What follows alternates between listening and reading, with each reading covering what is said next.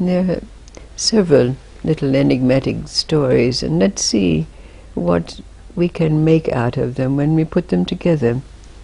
Stillness and movement being the relevant thing here. There's a story of a young man who was with a spiritual master for some years, but the spiritual master was somewhat very, very ardent in the way that he had his followers practice. So the young man was forced to have obedience, he was forced to go out and give alms, he was forced to do hard work, he was forced to have attention in the rituals and the practices that were set down for him. And after some years, not feeling that there was any advancement in his state, he decided that he would move on, perhaps to seek another master who was not so hard on his students. So in seeking to get permission to leave the master said, "Oh, let me come with you a ways." And so a carriage was called to take the young man back to his home village.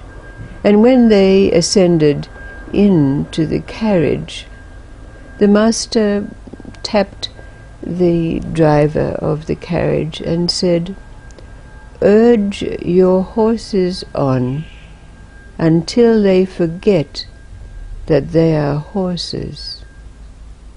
And immediately the young man had a realization, and he asked the master to turn around so that he could resume his study and his time with him.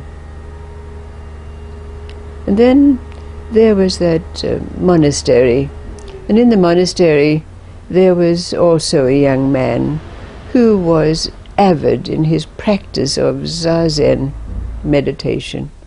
Every morning, before any of the other monks had arisen, he was in the meditation hall, sitting in zazen, deep in meditation. But after a while, every day, the abbot would come by, and seeing the young man in deep meditation, he would tap him on the shoulder and say, "Why are you meditating?" And the young man would give the answer, "I'm after enlightenment."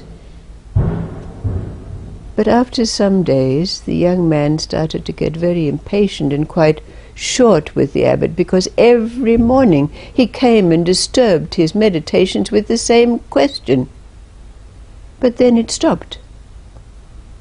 And after that, when the acolyte came down to the meditation hall, there was the master sitting with a brick, rubbing it with a piece of cloth, day after day after day.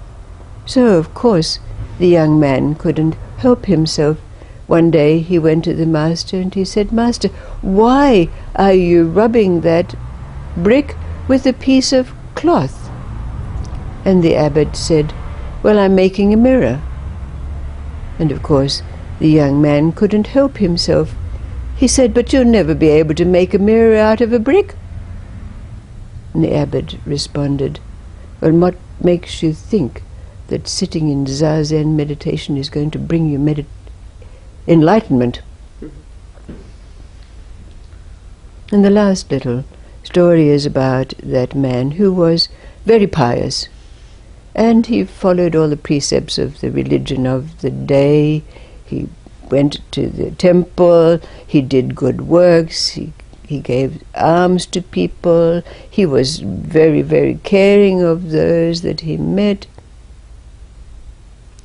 But he had one fault.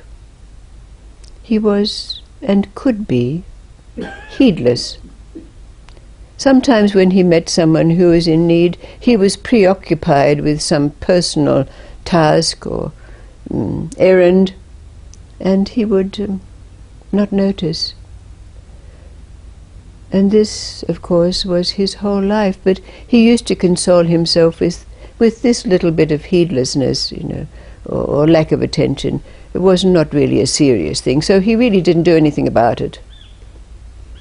But then, of course, the day came for him to drop his body, and he was on his way to that Pure Land, as it's called, and he thought to himself, well, you know, I've done pretty well. I should be able to enter the gates. But when he got to the gate was closed, and he heard a booming voice which said, "Wait, wait. This gate only opens once every 100 years. Wait." So, sitting there, giving this gate his attention, he waited. But, you know, he had had these lapses before, and as was this nature, after some little while his eyes began to droop, and he was about to fall off to sleep, when all of a sudden the gate opened.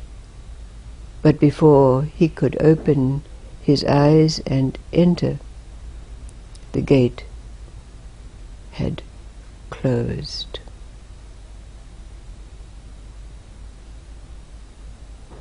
When we put these three little stories together, now with our own experiences of stillness in whatever form it takes for us, and movement, the movement of life, what are these stories relevant to in this place that we now find ourselves?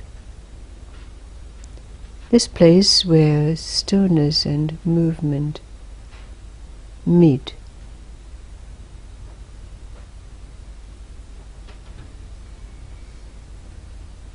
What rises up to your awareness from these three?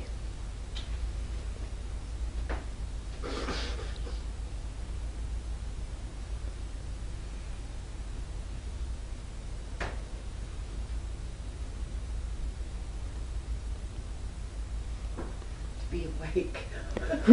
To be awake. To be awake. To be awake and alert every single instant.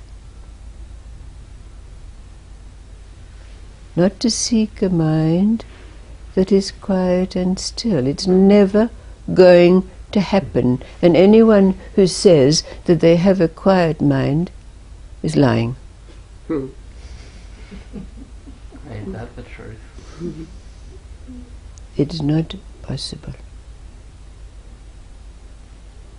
In deep sleep, perhaps, in the highest samadhi, perhaps there's that semblance of transcendence and the mind not being present.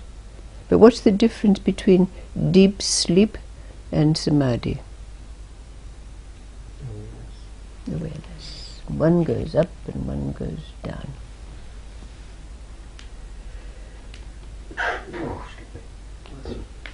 And I think my problem is that you can feel, when I feel awake, I'm attacked by Yes. judgments.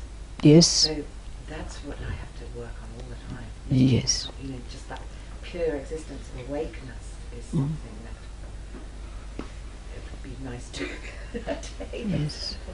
Rather than all the other thoughts coming in. Yes. Well, we have those three sayings of Divine Mother: discrimination, renunciation, and concentration. Discrimination between the real and the unreal. Renunciation of that which is not real, and concentration on what's real. What's real for you? What's real? Any of those transient thoughts that come, when they're gone, it's like they never were. So what is the real? What is this that's there when stillness and movement meet? real. What is that? We can ask ourselves that question.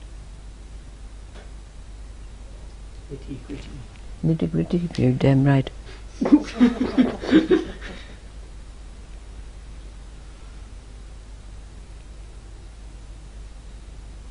But when we have these three little stories, and they can bring up this awareness, that it is awareness, awakeness.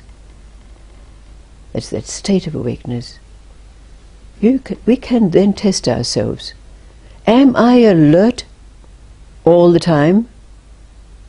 Or do I still lapse into little daydreams or fantasies or lose our attention on the road or while we're doing the dishes or even while we're speaking to someone?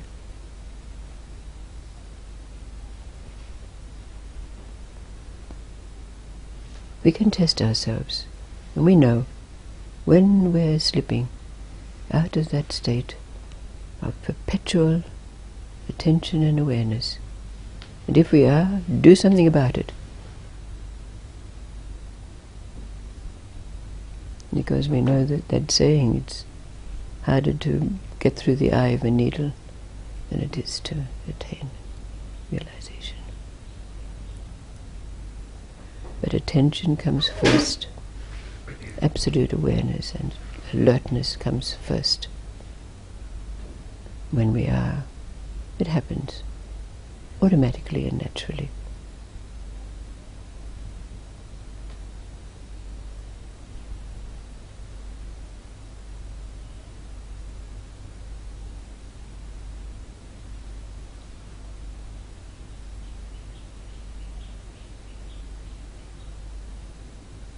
Thank you, thank you.